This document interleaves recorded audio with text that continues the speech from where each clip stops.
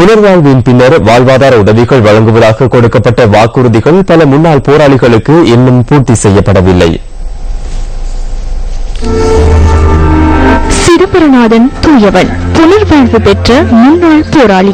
அகதி வாழ்க்கை, தடுப்பு முகாம், புனர்வாழ்வு, இந்த சொற்கள் பழகிப்போன ஆயிரக்கணக்கானோரில் இவரும் ஒருவர். மன்னார் மடு பிரதேச செயலக பிரிவுக்குட்பட்ட பெரிய பன்றி விருச்சான் கிழக்கில் வசிக்கின்றார் சிதம்பரநாதன் தூயவன். 2009ஆம் ஆண்டு முதல் 2011ஆம் ஆண்டு வரை பூசா தடுப்பு முகாமில் இருந்த இவரை புனர்வாழ்வுக்கு அனுப்புமாறு நீதிமன்றத்தினால் உத்தரவிடப்பட்டது. இதற்கமைய ஒரு வருடம் புனர்வாழ்வுக்குட்படுத்தப்பட்டு 2012ஆம் ஆண்டு விடுதலையான தூயவனின் வாழ்வும் போராட்டம் மிகுந்ததாகவே அமைந்தது. மனைவி மற்றும் 3 பிள்ளைகளுடன் எஞ்சிய நாட்களை மகிழ்வுடன் கழிக்க வேண்டும் என்ற இவரின் எண்ணம் பொருளாதார சுமையால் சிதறிப்போனது.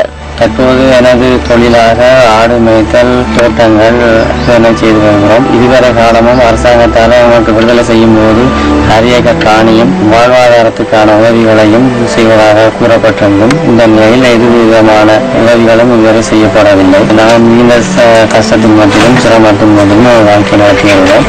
புனர்வாழ்விலிருந்து விடுதலை செய்யப்படும் போது அளிக்கப்பட்ட வாக்குறுதிகளை நம்பிய பல முன்னாள் போராளிகள் இன்றும் நிற்கதிக்குள்ளாகியுள்ளனர்.